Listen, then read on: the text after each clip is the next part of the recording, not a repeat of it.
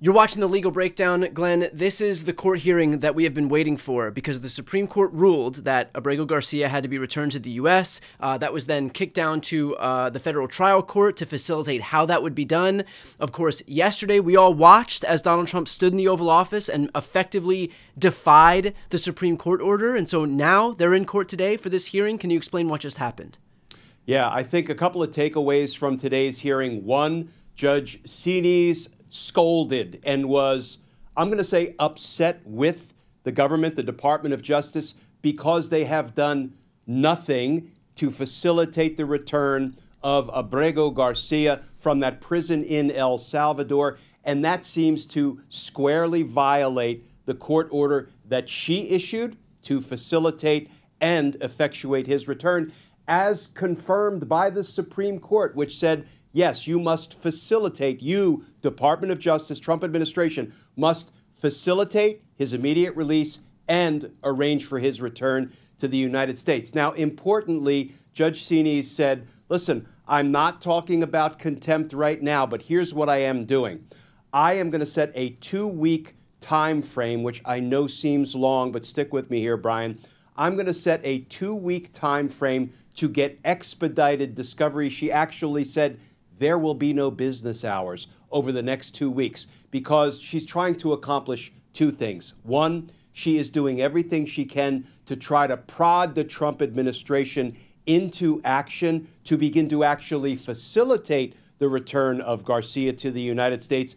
And two, this discovery that she has ordered is designed to see whether the Trump administration has already violated, defied these court orders and should be held in contempt. And then we can talk about, what contempt is designed to accomplish. But she said clearly, we're not there yet. She did say, if I find that you are in contempt, well, then we'll have some things to talk about. I'm paraphrasing it. And let me just say, I am basing everything that we're discussing off some really good reporting by Roger Parloff and Anna Bauer from Lawfare, who were in the courtroom, came out right afterwards. I listened to everything they said about what happened, and I was furiously taking notes. But as of right now, she is trying to hold the government's feet to the fire. She said, I am ordering the plaintiffs to have 4 depositions. They can request 2 more. Deposition is a fancy word for putting somebody under oath, sitting down and grilling them about what steps they have taken to facilitate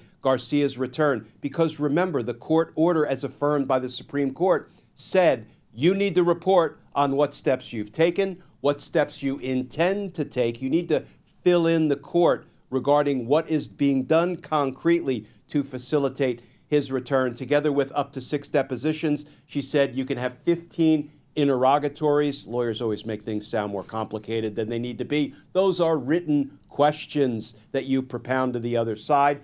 And you can have as many as 15 document production requests. So this is a very compressed timeline for this kind of discovery. And I know it sounds like it's going to linger for 2 weeks as Mr. Garcia probably suffers mightily in that prison in El Salvador. But this is where we are presently in this litigation.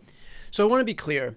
Just because Trump said something in the Oval Office doesn't make it legally binding. So it sounds like the judge is still moving forward under this pretense that the administration has the opportunity to show her if and how it's facilitating this guy's return, despite the fact that Trump has already come out publicly and said that he's not going to abide by the Supreme Court ruling. Is that correct? Yeah, Brian, you're exactly right. And in fact, the Department of Justice filed another declaration today in which it was supposed to be telling the judge concretely what steps they have taken to facilitate.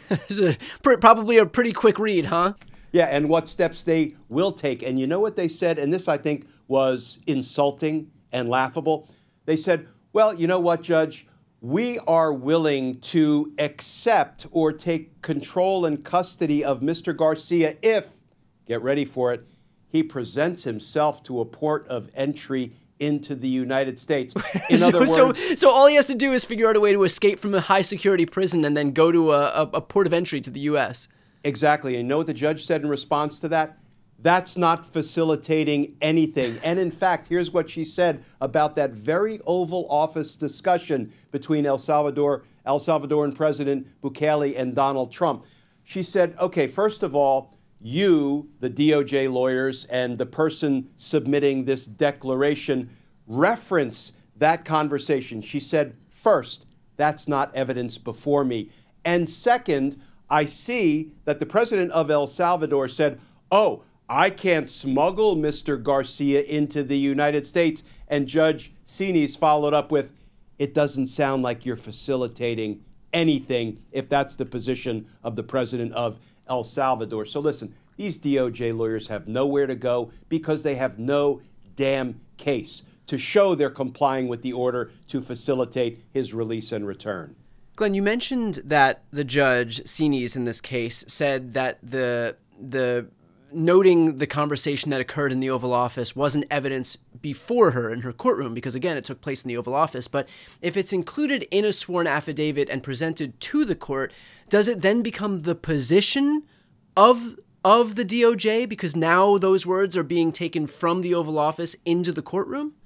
Yeah, you know, the declaration is interesting because that really is the only thing of substance in the declaration itself. It's very short, and the declarant, the person who filled it out, said, in essence, we will remove obstacles and we will take him into custody if he presents himself at a port of entry into the United States. Of course, they then added that we will promptly deport him again, but not to El Salvador, to which I say, well, that may ultimately be fine if you give him his constitutional due process rights of notice and opportunity to be heard in court before you deport him. But they add a link in the declaration saying, oh, and by the way, here is where you can find on the internet the conversation between President Bukele and Donald Trump.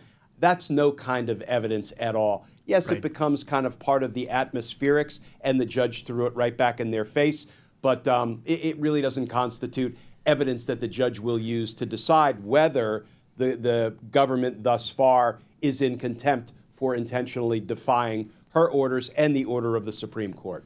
What does contempt look like in this case? Because I know whatever answer you're going to give is going to feel unsatisfactory and small to me, because the reality is that we have a unanimous Supreme Court ruling, and then you have the president, the head of the executive branch, defying that court ruling and plunging us into a constitutional crisis, effectively broadcasting that he is a dictator and therefore not bound by a system of checks and balances that has constituted our system of government for 200 plus years.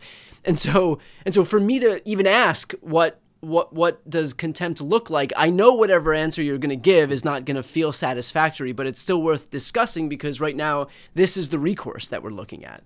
The most extreme form of contempt might give you a little bit of satisfaction, but I'll get to that in a minute.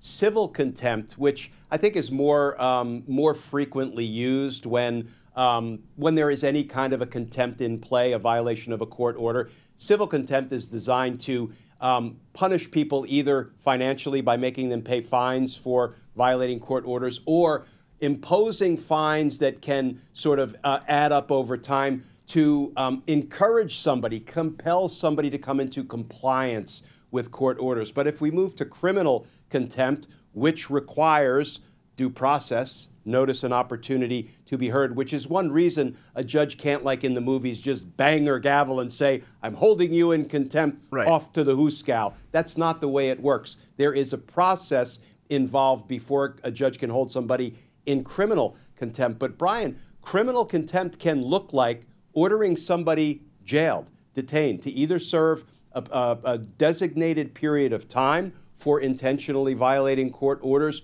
or it can be sort of open-ended. I will hold you in contempt. I will order you confined until you purge the contempt. In other words, until you do the thing that you are still being ordered to do. You know, now that rarely happens in the context of the judiciary trying to compel the federal government to do something or prohibit the federal government from doing something. But listen, both gloves have to be taken off at this point, and all lawful vehicles need to be employed in order to make right what is so horribly wrong, violating the Constitution, the due process rights of Mr. Garcia, not to mention others, because if you let this slide, then our slide into autocracy will just continue. Well, look, you and I have spoken quite a bit, especially in the lead up to the 2024 election, where Donald Trump himself was facing all of these criminal prosecutions. And in large part, not every judge, it seemed like, had the stomach to really go full bore against him. And so I'm wondering, in your estimation, whether you think Judge Sines understands the gravity. Well, clearly she understands the gravity. I don't want to sound condescending here, but the gravity of the moment we're in, the constitutional crisis that Trump is ushering in, and is ready to move forward, to your exact point, with both gloves off, and really give adequate reciprocation in terms of what Trump is doing. Again, he's ushering in a constitutional crisis, defying a unanimous Supreme Court ruling, and so it just feels like unless she goes big, it's going to feel inadequate. It's not going to feel like we're meeting the moment with the urgency that this moment requires. Yeah, Brian, I don't know much about Judge Sines, but what I have read about how she has been conducting these hearings and how she's been trying to hold the government's feet to the fire, it seems like not only Judge Sines, but it seems like the federal judiciary writ large. I would also point to Judge Boasberg, who is involved in litigation concerning the 200 to 300 other immigrants who were unlawfully, unconstitutionally deported and put in that same terrorist prison in El Salvador. It really does seem like the federal judiciary is trying to meet the urgency of the moment. Let me give you one minor example of why I say that with respect to Judge Sines. I'm going to look at my notes because I was furiously taking notes about what happened in the courtroom. At one point, when she said, y'all are going to be on a tight 2-week time frame and there are no business hours here, and she set out the discovery schedule, at that point, the DOJ lawyer, a guy named Ensign is his last name, said, well, Judge, if you're going to order this kind of discovery on this compressed schedule, will you please issue a stay so we can consider appealing what you are doing? And she said, no. SCOTUS, Supreme Court, has spoken, and there's nothing to appeal here. The issue becomes, did the government, the Trump administration, intentionally defy both her court order and the Supreme Court order? So it seems at this point, the response from the Trump administration is either going to be compliance or a refusal to comply, in which case the matter is resolved because he's been returned, or we go into contempt proceedings. Is that correct? I think that's right. And I do think Judge Sines, every step of the way is going to do what she can to keep the pressure on the Trump administration to comply. So this is really, there are parallel tracks here. Try to get them to comply, to make right what they did so horribly wrong to Mr. Garcia, and move forward in the discovery to see whether they should be held in contempt for violating the court order in the first instance. All right, well, obviously things are moving really quickly and evolving quite rapidly. So for everybody who's watching right now, if you want to follow along, as soon as we get any updates, please make sure to subscribe. The links to both of our channels are right here on the screen. That's also the best way to support our work more broadly. I'm Brian Tyler Cohen. And I'm Glenn Kirshner. You're watching The Legal Breakdown.